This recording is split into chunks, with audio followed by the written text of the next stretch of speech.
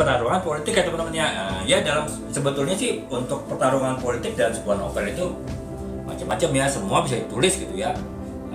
Banyak tema, saya bilang tadi ada banyak cukup tema yang saya tulis dan juga banyak sisi-sisi sudut pandang perspektif yang bisa ditulis gitu. Tapi secara umum kalau kita bicara jenis pertarungan politik dari sebuah novel itu bisa dibagi menjadi beberapa bagian ya teman-teman ya.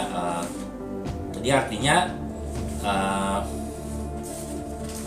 yang pertama adalah distopia politik ya. Jadi ya ini berceritakan mengenai pemerintahan yang otoriter ya, ataupun pemerintahan yang menyimpang. Jadi jenis distopik politik ini banyak ya ditulis di novel-novel yang bertemakan politik, baik itu di luar negeri ataupun bahkan di Indonesia ada juga, nggak banyak tapi ada ya yang bercerita mengenai pemerintahan otoriter gitu. Nah itu masuk ke dalam jenis distopia politik ya teman-teman. Jadi ya itu. Kemudian yang kedua yang adalah thriller politik ya. Jadi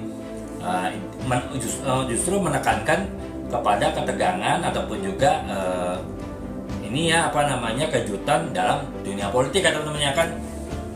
Ya kali saya bilang tadi gitu, kalau kita bicara balik lagi ke revolusi Prancis itu kan sebetulnya kejutan politik ya, kejutan bagi si Raja Louisnya, mungkin juga kejutan bagi rakyat Prancis ya yang sebelumnya tidak berpikir akan terjadi peristiwa seperti itu gitu. Nah jadi itu ya teman-teman, kurang lebih mungkin secara ini ya, walaupun sebetulnya saya bilang tadi bisa kita lihat dari berbagai sisi ya ketika kita menulis sebuah novel yang bertemakan pertarungan politik, tapi antara lain itu tadi ya distopia politik mengenai pemerintahan yang otoriter atau pemerintahan menyimpang, ataupun yang kedua adalah thriller politik ya. Jadi artinya kita jenisnya adalah jenis yang banyak kejutan dalam novel yang bertemakan pertarungan politik gitu.